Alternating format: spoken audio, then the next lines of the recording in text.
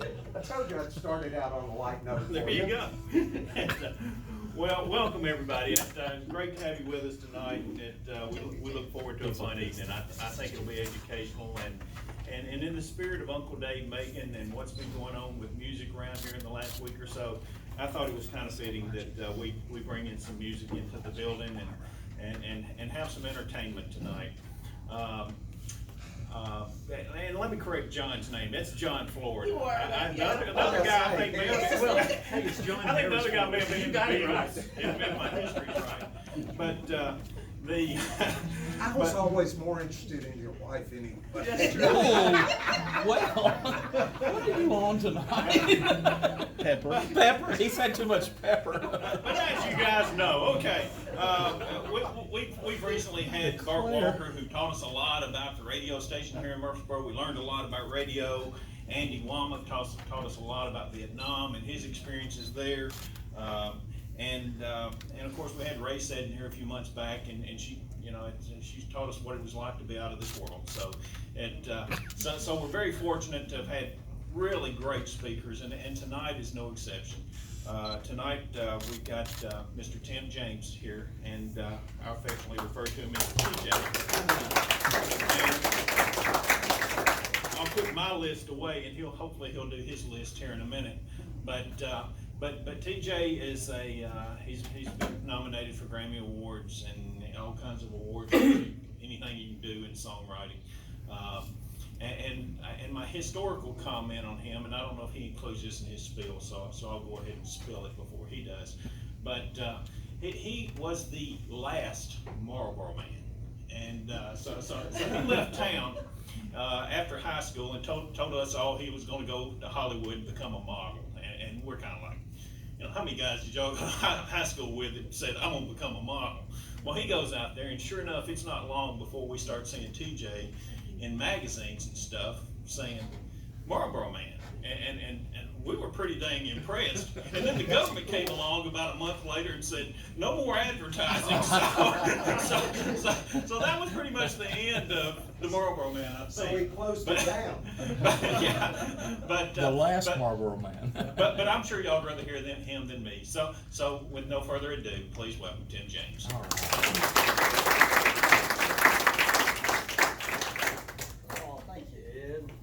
I can just sit here, it's the first time anybody's ever introduced me and said this could be educational, I promise you that. So, Eddie, when we talk a little bit about, about my dad and the history behind, my dad owned a place called the 310 Pipe and Tobacco Shop, which was right there next to the City Cafe in the old days. And he started out, my dad was from West Tennessee, right outside of McEwen. I don't know if y'all know where that is, but he was from West Tennessee, then he moved up here. And he actually opened, I don't know what it is now, it's the corner of like Broad and 231, right by the police station, I guess. He had the first Nissan, it was called Datsun in those days. Remember, it was Datsun before it was Nissan. He had the first Datsun dealership in this area. So he had a Datsun dealership, which he opened. And this is, from a guy with an 8th grade education. So he went to work for the bank in Nashville after he got out of the military. And then he opened a Datsun dealership. Was that Dixie Datsun? I don't really remember the name of it. It may have been. But he opened that up and had that up and running for, I don't know, quite a few years, and he sold it. And then he opened an insurance agency, which was just appropriately called Edsel James Insurance Agency. He was the first Travelers USF&G representative in this area. And then he sold that, and I assume he did well. I don't know. We still ate pork and beans all the time, so it must not have done that good. And then after he sold the insurance agency, he always wanted to open a pipe shop. He was a collector of pipes. So pipes are just like anything else. There's good quality pipes and then there's junk. And Dad collected Dunhill pipes his whole life. So again, you gotta imagine somebody grew up, that he was one of 11 children. And when, people would say, my dad would say, shut the door, what were you raised in a barn? And my dad was actually raised in a barn. They lived in what was basically a barn. And, so he always had that dream, I think, after he started those businesses, to open up a pipe shop, because he collected these Dunhill pipes. And so he obviously did not lack for, courage to give things a shot. So he said, well, I'm gonna open a pipe shop, much to the dismay of my mom. And so he rented that building down there. That lady's name was, Stefanini was her first name. I'm sure some of you, I cannot remember. She seemed like she owned half the square in those days. But anyway, is she here? Hope not. But she rented that building, and you cannot imagine, I'm sure some of y'all are entrepreneurs, the amount of naysayers. People just said, this is the worst idea ever. You can't sell pipes in Middle Tennessee and make any sort of living at it. So he opened that up, and I think that was always his dream. He opened it up, he concocted his own blends, he did it all on his own, and he started from scratch. A lot of guys would go in there and, I think it was, as much as anything, he liked the conversational end of it, or the society part of it, where people in the old days in Murfreesboro, I think Dr. Talbert's looking at me like, your dad still owes me money.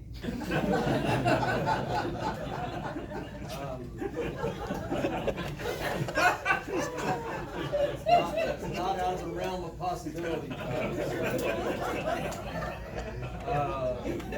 So he really, I think more than anything, he enjoyed the societal part of it. So he liked to have guys come in, I don't think you should smoke anyway, it's just my 2 cents, but in those days, smoking was just much more common. It wasn't people smoked, it's just part of it. So Dad loved to have people come down there and sit and shoot the breeze, and I worked down there during a lot of summers, in between playing basketball with Eddie and John and a bunch of other guys. While they were living off the fat of the land, I had to work.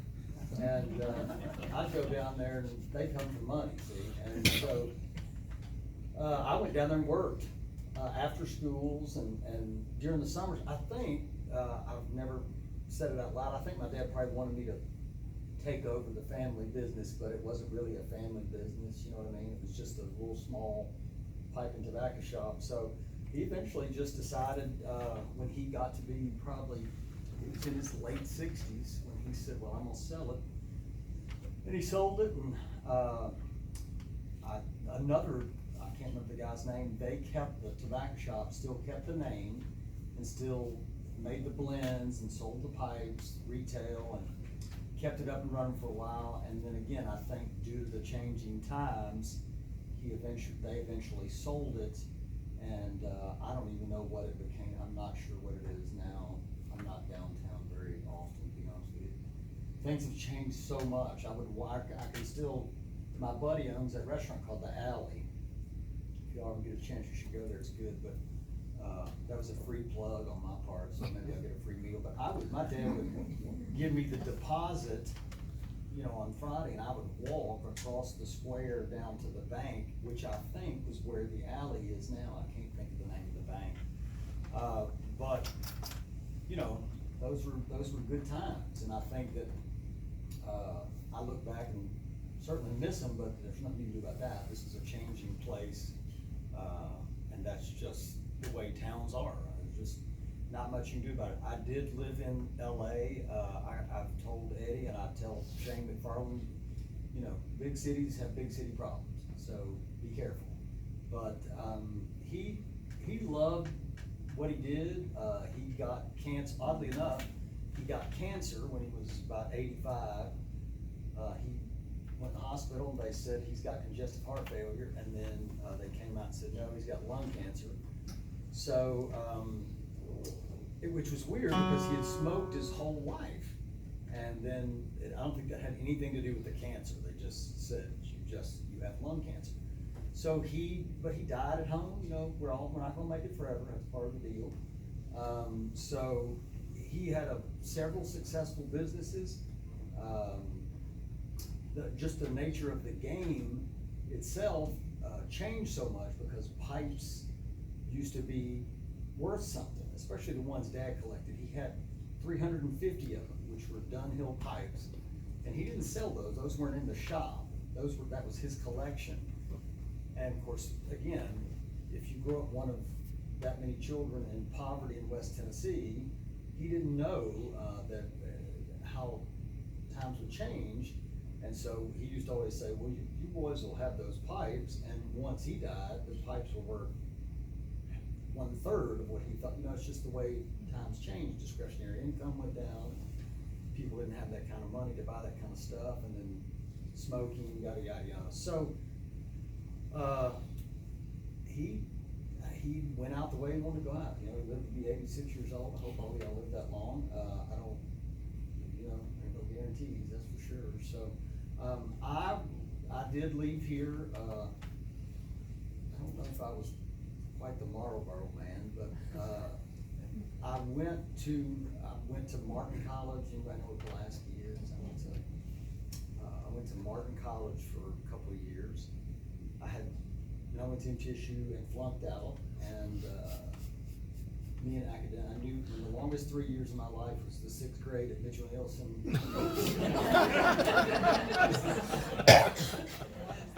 No future in academics whatsoever, and so I went to MTSU, didn't work out, and just because, it was in those days, Dad said, well, you need to get a job, or you need to do something else, so I decided I would move to California, having never been on an airplane.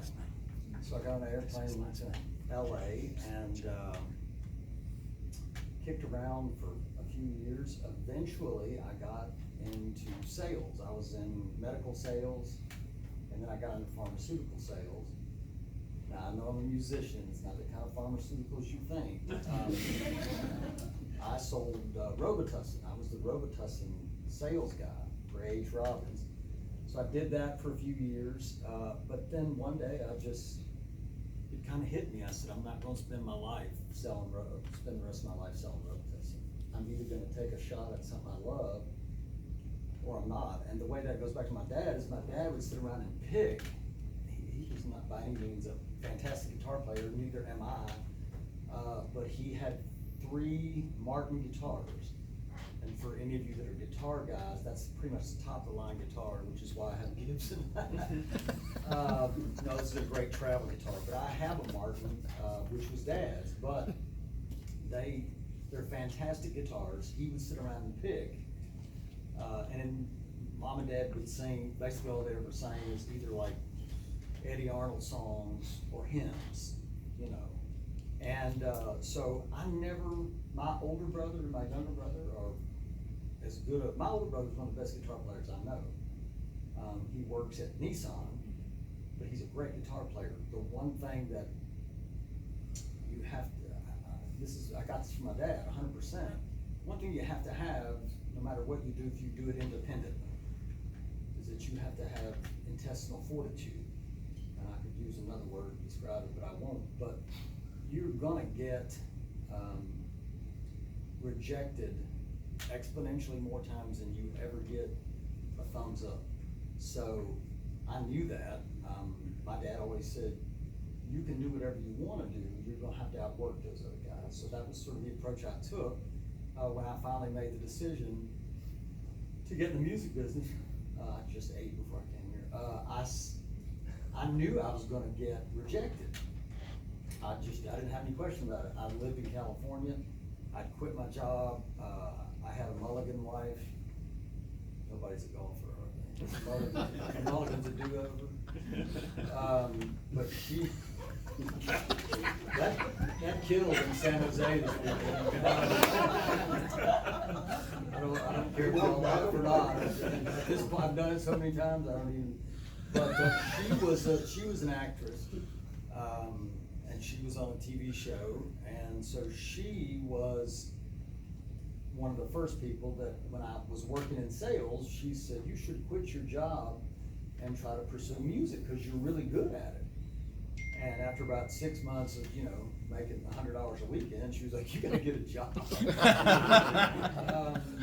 So Yeah, I started pursuing it. I decided I was gonna do it, and I put a band together. Having never been on stage, again, I'm just too stupid to know any different. And so I put a band together, and we started playing, and then we started working up and down the coast of California, and then she came, I can still almost kind of remember, I think it was Christmas, like 2000, I'd made her a nice Christmas dinner, and I said, what do you want for Christmas? And she said, I'm thinking I want a divorce. And I said, ooh, I wasn't planning on spending that much.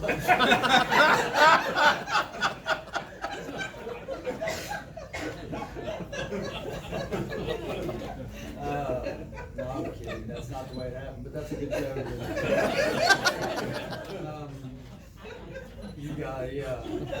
So, but she was the first person that ever said you're good at it. So then I started making trips home.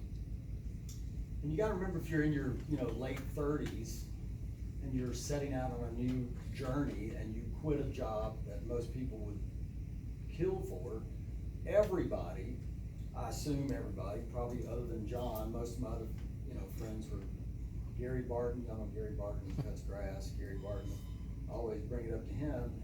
I saw him at a basketball game in Oakland when I first moved home. He said, what are you doing nowadays? And I said, well, I'm trying to write songs. He said, well, anybody can write them songs. And I said, yeah, because it takes a rocket scientist to cut that grass.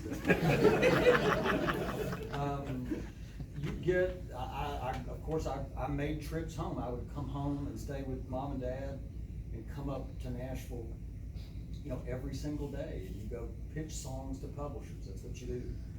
And I just, got rejected. There was one guy that lived in Murfreesboro. I don't know if he worked from a historical standpoint, if he worked at WGNS, but Charlie Monk was a DJ. And you remember him? So he was a big shot in the music business, and if you don't believe it, ask him, he'll tell you. But they called him the mayor of Music Row. I think he gave himself that title. But he was in the music business, and I went and played him some songs, and he just chewed me up and said, you can't come in here twice a year with 6 songs and think that you're gonna make a dent in the music business. It's not possible. He said, down the hall, I've got Don Schlitz and Fred Knobloch, and they do this every day. And Don Schlitz wrote The Gambler, and You Say Nothing at All, and Tom Scott wrote 16th Avenue. He said, they do it every day. This is a job. And that's the first time it hit me when I went, wow, this is gonna take a whole new level of commitment. So, then I moved home, and I got signed to a publishing deal. And before I get into all that, I'll weave some sad songs in that before, but that, as far as my dad and the 310 Pipe and Tobacco Shop, again, that was started out, I think, as a passion and yet a hobby. I mean, people would say, me and Dad would talk about it all the time. He would say, nobody gave me a chance, and some people, myself included, probably live for the chance to prove people wrong, which is why I'm still trying to play golf. That's a whole new level of frustration, I can promise you. But it was a different community, and it was a part of a community. I think, Eddie sent me that picture. I didn't even have that picture. I have very few pictures. I have somebody like me, if I have a 2-minute conversation with any of you, I'm gonna retain about 10 seconds of it. Just because and when we were kids, now they call it AD everything, which I fully believe in it, but I guarantee I had it. I came home with an F one time in Miss Mayo's algebra class, and Dad said, why'd you get an F in Miss Mayo's algebra class? And I said, Dad, it's like I can't pay attention, I can't focus. And my dad said, you can either focus or you can go to summer school. And all of a sudden I had like laser beam focus. Because in those days, I wasn't gonna go to summer school. So it was a great thing. I don't think he I know for a fact he did not get rich at it. But just like me, I'd rather do something I love Not that I haven't gotten rich at it, but I would rather do something, I'm just kidding. I'd rather do something I love. I'm not gonna spend my life, I got a wife and 2 kids, and it's been great. And he's always encouraged me to do what I wanted to do. Once I said, this is what I'm gonna do with my life, he said, you're just gonna have to outwork those other guys. So I wrote thousands and thousands of, I don't even know how many songs. It's just fascinating. But anyway, do y'all have any questions about the tobacco shop or? I wanna know where he got his name, Edsel Ford. Well, his dad, they were, as he would say, they were poor as a church mouse. So his dad went to Detroit to work in the auto industry, and the Edsel, when they made that car, that was considered to be the top of the line by Ford. And so when his dad came home and subsequently grandma got pregnant, number 11, that's where he got that name. His dad said, well, he'll be the top of the line. The rest of them's names were like Gene and JC, and then they named him Edsel Ford. Which I always thought, who would saddle a kid with that? But you know, it's like you remember a boy named Sue, the Johnny Cash song? It's like, it'll make you tough. And I think he took his fair share of, you know what, over it. But I don't know if I ever thought anything about other than that was just his name, but that's where it It's a came really from. cool name. Edsel Ford James, which I tell my friends now, and they go, Now, I don't even Edsel believe is Henry Ford's wife, so. yes, I actually read just recently about the whole Edsel concept and, you know, how it all fell apart and everything. And Edsel Ford died very young. And Henry Ford despised the fact that that lemon was named for his dead son. And to this, you know, everybody assumes that that was Edsel's project because it was named for him. But the company was trying to honor Henry Ford's son, Edsel, that had died, who had been a very successful leader of the company. And Henry Ford came back and tried to run Ford Motor after that, and that didn't work. Yeah. So it's an interesting story, and I was going to ask if she hadn't, but thanks for sharing that with us. Yeah. His you know, the line that he used with everybody was, "You ever been poor?" And I think it was sort of his bit, so to speak, if you're a comedian, or his shtick. And the reality of it was that it wasn't really a shtick. I mean, he had been super poor, but he would say that to, I mean, he said it to everybody. You ever been poor? That's all, you know, said it to everybody. So, but that's where the name came from. And like I said, it just seemed like that was his name. I never thought much about it, you know.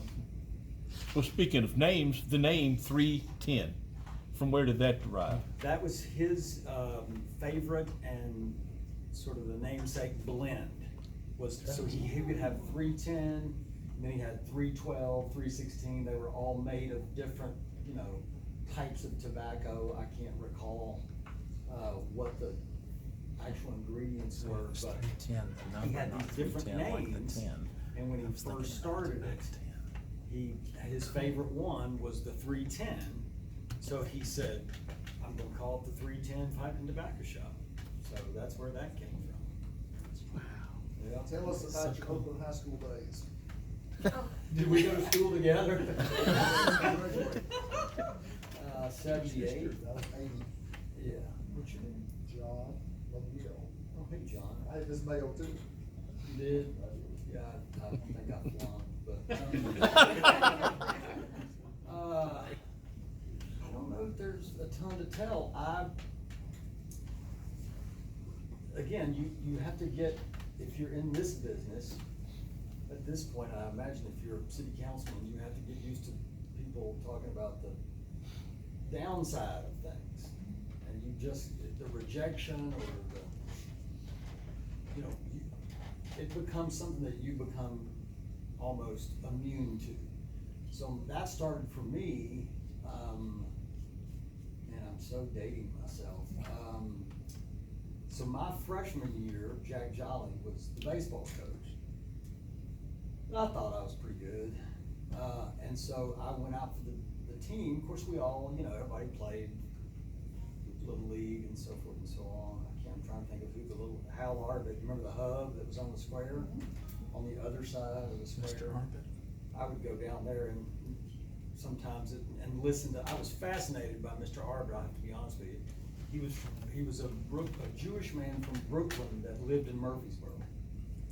Now, that is not meant to be anything other than what it is. It was just super odd. But I was fascinated by it, and he was an interesting guy, beyond interesting. And he had wolves' head mannequins. Those things were creepy. That alone should tell you enough about. They had leisure suits on them. Yeah. In the bargain basement. I think I wore one of those to the prom. I didn't say that to be bragging, I promise you. It was our era. Yes, it was our era. But anyway, Coach Jolly was the coach, and I went out, and I made it. There was 3 freshmen. I hope they're not here, but Mark Trott, I don't know what became of him. I can't think. I want to say the other one was David Daniel and myself, and then went through spring ball, and then once the season started, Coach Jolly, he's since apologized to me, and he's about 100, which I think, gosh, that guy's got a memory, because his practice mantra was bump 1 and take 10 swings. So you had to square up and bump 1, and then you had to take 10 rips at it. And I'm telling you, I couldn't focus. And so by the time they got to the freshmen and to me, the first pitch, I ripped it right back up the middle, and I think it hit him in the ear. And he came down, and I had long hair, and what a surprise. Again, it was the day. I had a mullet. And he came down and grabbed the mullet and just marched me around the field screaming at the top of his lungs, and I went home and said, well, you know, I'm done with baseball.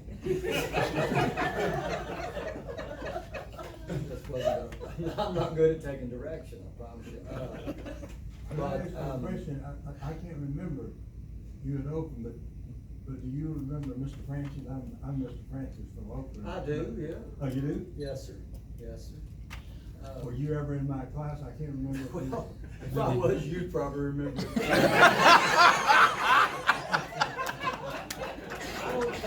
Did you teach science? Latin. No, Latin. well, at that time I was teaching English, and I taught some Latin, but I taught Latin starting about 80 to 90. I don't think I couldn't have gotten into Latin class if I'd have tried. No, but to go back to that question, you know, it lit a fire in me, like when Jolly, and I'm not kidding you, I saw him at a Subway, and he said, I let more good people go than I kept.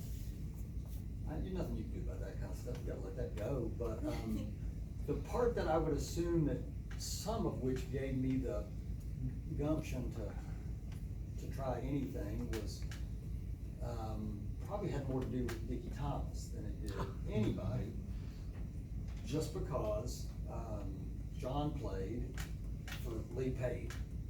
His coach, he's got to be passed on.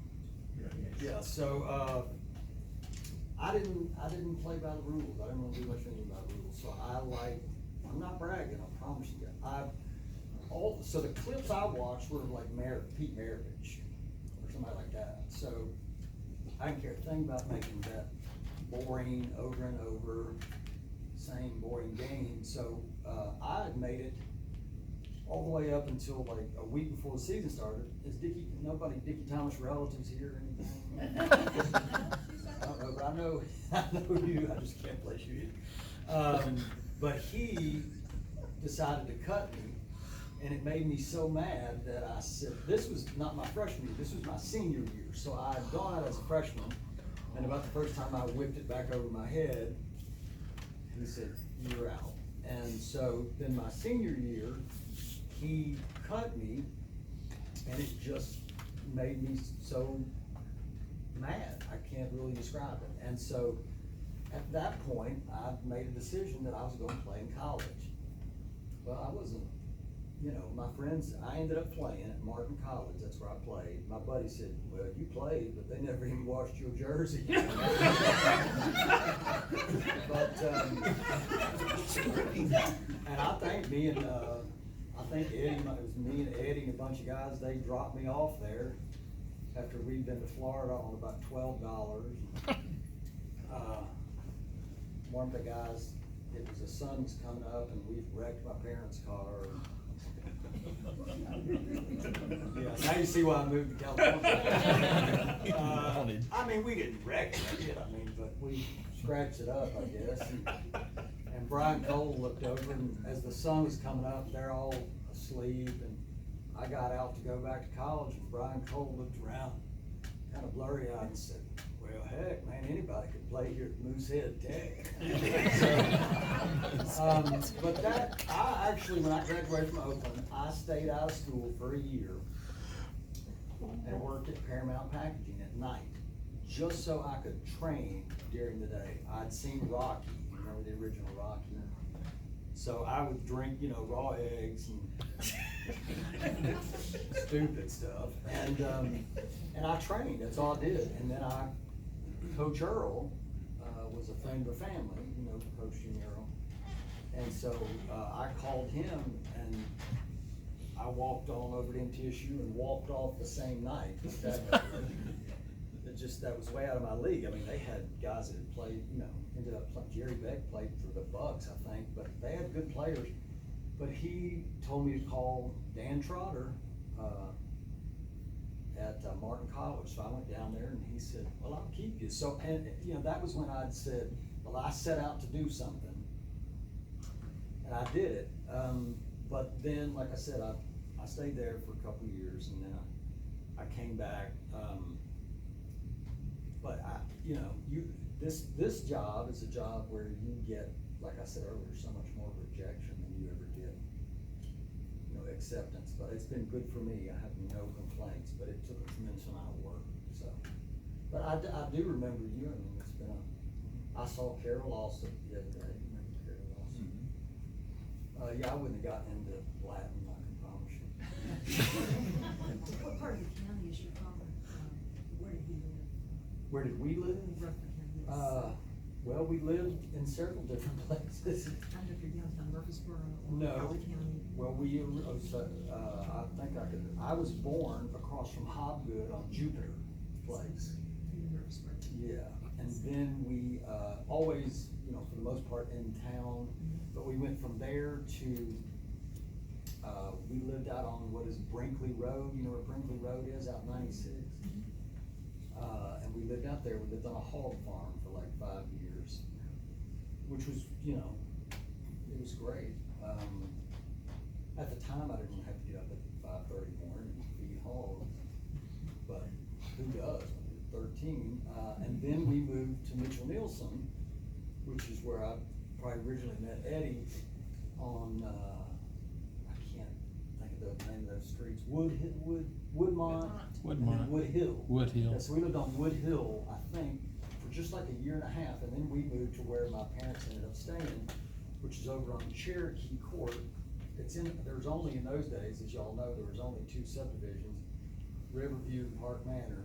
We were not Riverview folks, and so we lived in Park Manor. It was a great house, but my mom still lives there. So yeah, other than living out on Brinkley Road, we always lived in town, which was great. I have certainly no complaints about childhood. However I turned out is how I was gonna turn out. I am not, my parents did a great job. Good. My teachers did a great job. I just wasn't a good student. Do you have a memory of Mitchell Nielsen that you can tell? Not what I can tell. I think I put in the fire alarm, I can't remember. No, not really, no. I grew up on Spencer and Wellington, and my cousins lived on Staley, and so we all went to Mitchell Nielsen, and that was a great school. Now, how old are you? 54. Yeah, I'm 50. Eddie's was a year ahead of me, but Jeff Lloyd was over there. Jeff, yeah. He's my age. Kenny Jones. Yeah. Yeah, so I met the Arnolds, you know, Oh, we yeah. go to the Arnolds' house all the time. Right. It was a great neighborhood, wasn't it? It was. Safe.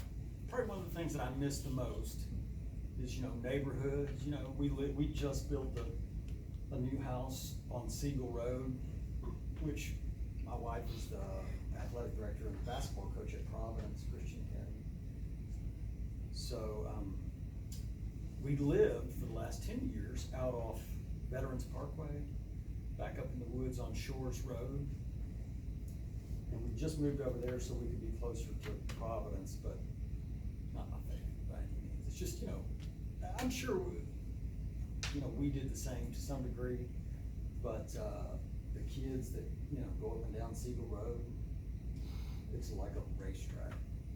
So, that's just, it makes you think back to, when you were a kid, you did, you know what I mean? You probably did some of the same stuff but there's just so many more kids, and I do think things are different nowadays. I remember I threw an egg in a car on Halloween. I didn't think that was that abnormal, everybody on Halloween threw an egg and. On Jones Boulevard? That you? No, I remember when that happened. It was actually over off Highland, where old Highland is.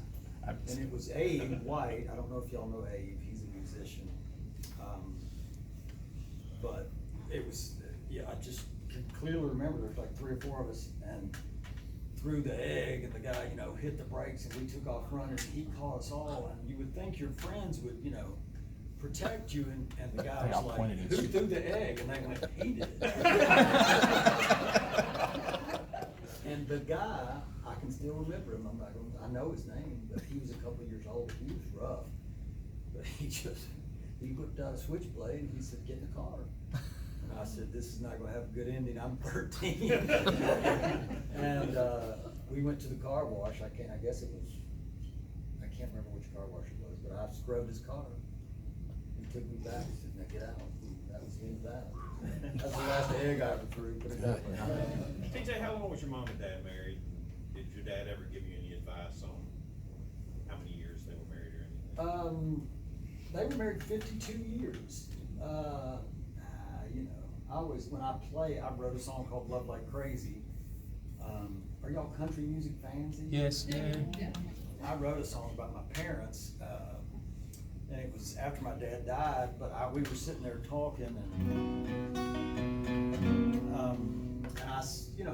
again, when you're 86 and you get diagnosed with cancer, and they said, we can start chemo and all that, and I said, nah, that can happen. And, but I asked him what it felt like to be married to Mom for 52 years. And so when we were writing this song, after my dad passed away, the guy I was writing the song with, I was telling him about some of the advice my dad had, which is super common sense stuff. Most songwriting is not complicated, not country, which is what I initially loved about country music, was it was not overly complicated. And I think now I feel like an old man in a young man's world, because country is not really country. Nonetheless, I asked my dad what it felt like to be married to my mom for 52 years, and in this song it says 58 years, just because it's sang better. Sometimes things enunciate better in songs, and I always tell the story that my dad said, well, 10 minutes, it felt like 10 minutes. 58 years felt like 10 minutes underwater.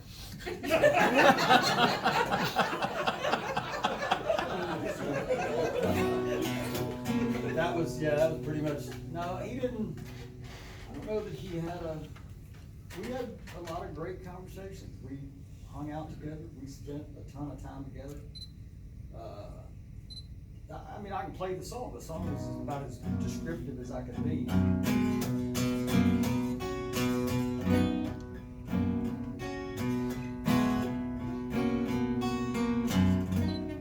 So y'all do listen to country music. I don't want to just be wailing up here and have y'all go, I never heard that.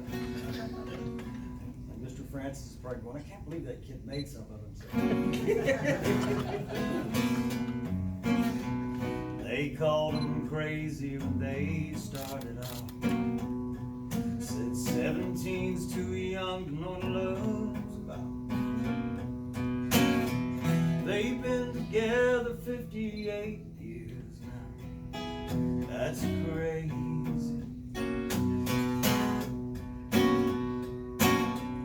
He brought home 67 bucks a week. Bought a little 2-bedroom house on Maple Street. Now that line was originally, we bought a little 2-bedroom house on Maymont Street. That's where we lived. Where she blessed him with 6 more mouths to feed. That's not true, that's songwriting. The 6 would have been a lot. That's crazy.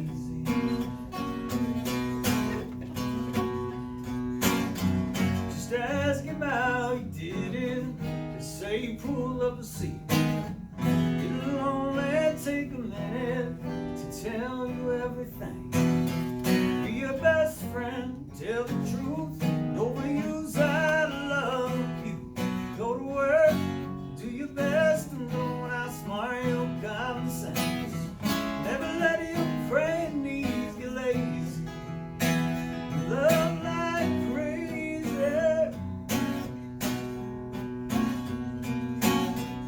They called him crazy when he quit his job. Said them on computers, boy, they'll never take on. He sold his one-man shop to Microsoft. That is definitely a lie. They paid like crazy. Just ask him how he made it. Tell you faith and sweat. The heart of a faithful woman who never let him forget. Be your best friend, tell the truth. Overuse I love you. Go to work, do your best, and don't outsmart your common sense. Never let your praying knees get lazy. And love like crazy.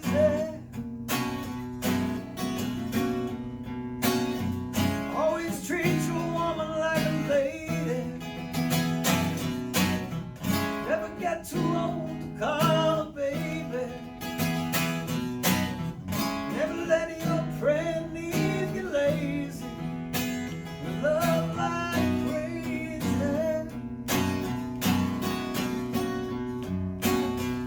They called him crazy when they started out. They've been together 58 years.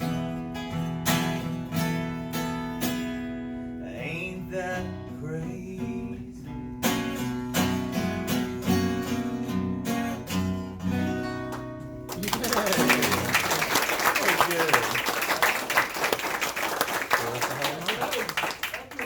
That's probably the advice he said, hey, here's what you gotta do. So it's pretty simple. But yeah, it was, you know, I didn't come to talk about songwriting or myself, so I can quit whenever y'all are ready for me. I just got back from California. I went to San Jose, so my voice is kind of shot. Then I went to Vegas, which I'd rather have another tax hike than spend another day in Vegas. Well, you came back at the right time. That's what I'm saying.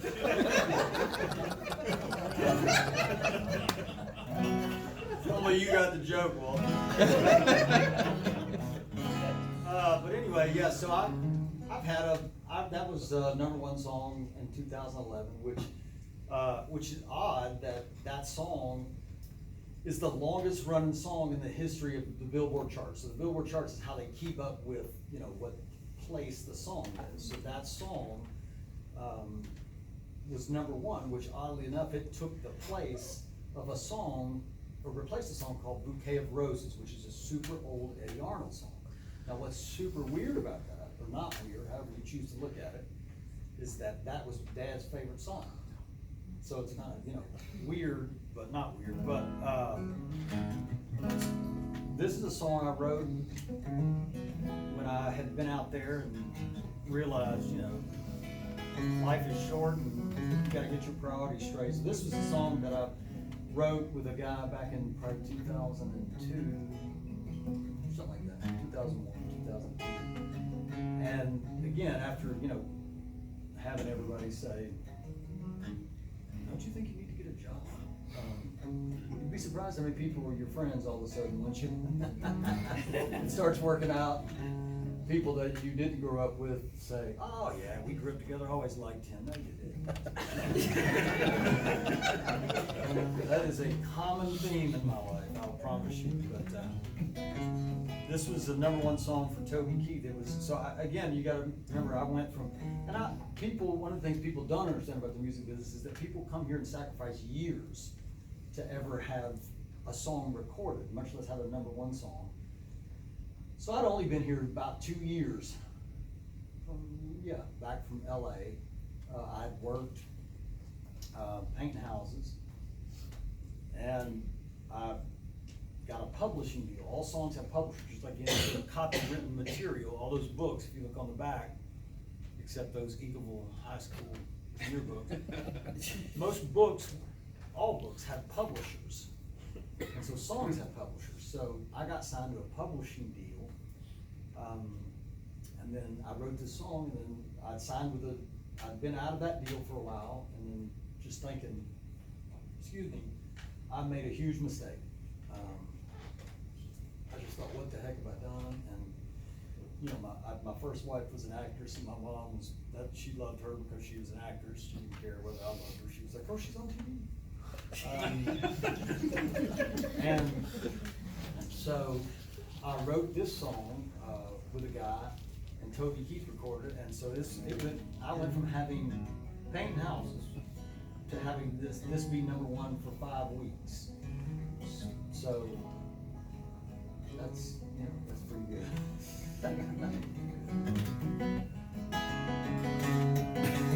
Under an old brass paperweight is my list of things to do today. Go to the bank and the hardware store, put a new lock on the cellar door. I cross them off as I get them done, but when the sun is set, there's still more than a few things that I haven't got to yet. And I go for a walk, say a little prayer and take a deep breath, mountain air, put on my glove, pay some cash, it's time I made time for that. Wade the shore and cast a line, couple long lost friend of mine sit on the porch, give my girl the keys, start living, that's the next thing on my list. Anybody ever heard that song? Yeah. That's usually where the crowd applauds.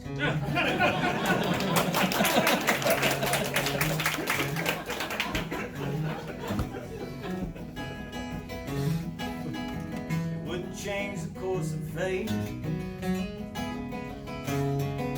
if cutting the grass just had to wait. 'Cause I got more important things, like pushing my kids on a backyard swing. I won't break my back for $1 million. I can't take to my grave. Why put off for tomorrow what I could get done today? Like go for a walk, say a little prayer and take a deep breath, mountain air, put on my glove, play some cash, it's time to make time for that. Wade the shore and cast a line, a couple long lost friend of mine sit on the porch, give my girl the keys, start living, that's the next thing on my list.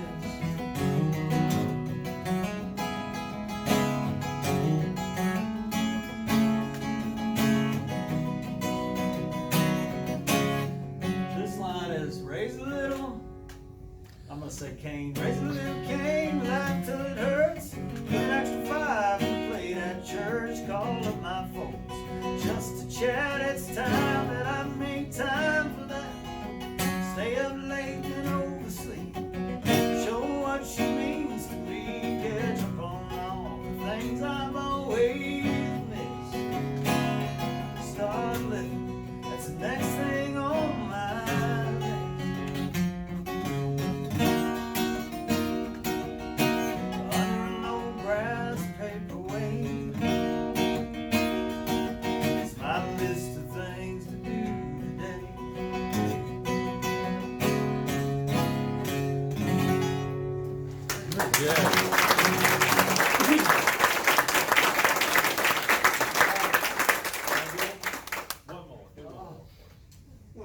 story or one more song? Both. Yeah.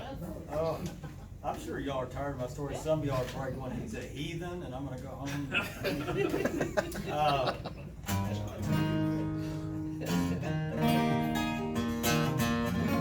Well, when I first started doing this, and I started writing, I wasn't necessarily that intrigued or fascinated by country music. I always loved the simplicity, like I told you earlier. But when I said, I wanna write, what I wanna do is write, then the words that came out of my mouth and onto in those days, the paper through the pen were all small town words and small town descriptions and small town stories, because that's where I grew up and that's what I grew up with. So I'm not great at writing pop music, because it's certainly more focused on the beat or more focused on the music. I love the words of country music. However, I've had a few songs that were hits that were just kind of fun songs. I really, there's ways to move people. Love Like Crazy moves people to tears, but you could have a song that which makes you tap your toes. So that's still moving somebody. There's different ways to move people. But when I first came home, I always thought if I could just get a song recorded by George Strait, because George Strait certainly is the king of country music, I guess. Well, I guess he is. And so I wrote this song with some guys,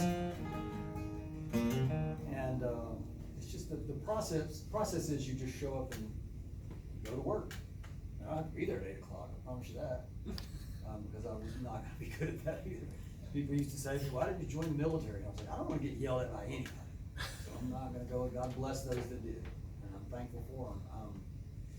But I sat down with some guys and we just wrote this song, and then I turned into my publisher, and they said, that's a hit song. And so they played it for, it's a long, long list of people, gatekeepers you gotta go through. But they played it for George Strait's people, and they were like, yeah, we love that song. And so it turned out to be, this was George Strait's 60th #1 song on his 60th birthday a few years ago.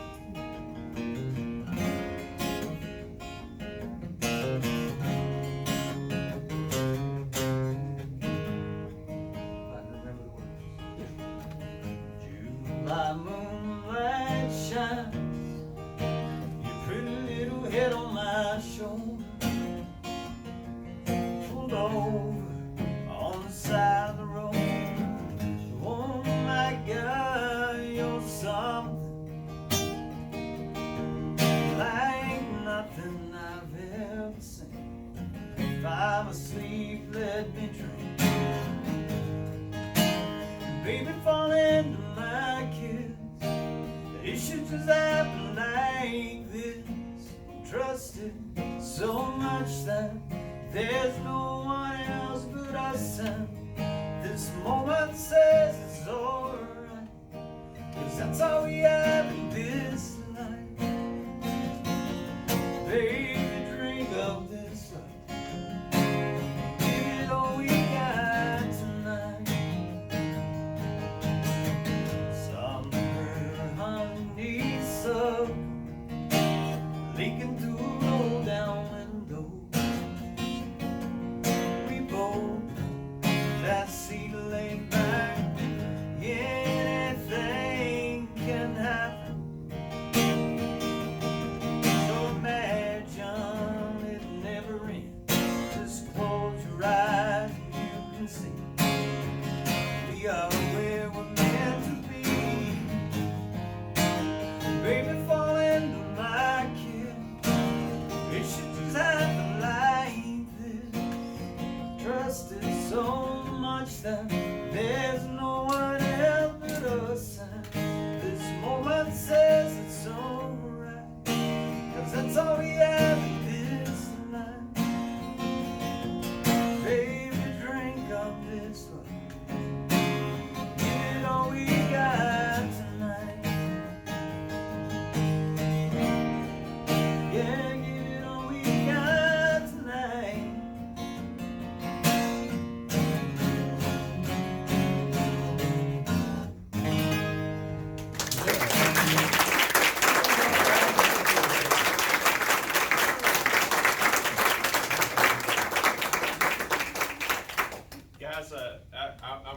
when TJ first started writing, and he came back, he was giving me the lyrics to one of his songs. And one of them went something like, she loves Jesus, Elvis, and me. Yes, that's right, I wrote it with Chris Stapleton. And with competition like that, it's not bad being three. That's So, right. but it is amazing, the story of TJ, and of course, I know we all learned something tonight, about, the tobacco shop, and I appreciate you all coming out on this hot July night, and, I hope, everybody, has a safe trip home. I think Walter's got one more thing he wants to cover before we leave, but, before he finishes, one more hand for Tim James. Thank you, Eddie. Thank you, Tim. Yes, sir. I do want to remind everybody, next month, we have Judge Ben-Ho McFarland, and is going to bring the gun from Tim Henson, a Civil War sniper.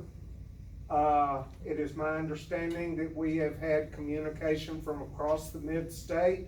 People are interested in coming to this, and so get here early. And whatever Because Judge it's going McFarland to- tells you about me is not true. I don't know about that. I want to thank everybody for coming out tonight. Please drive safely going home.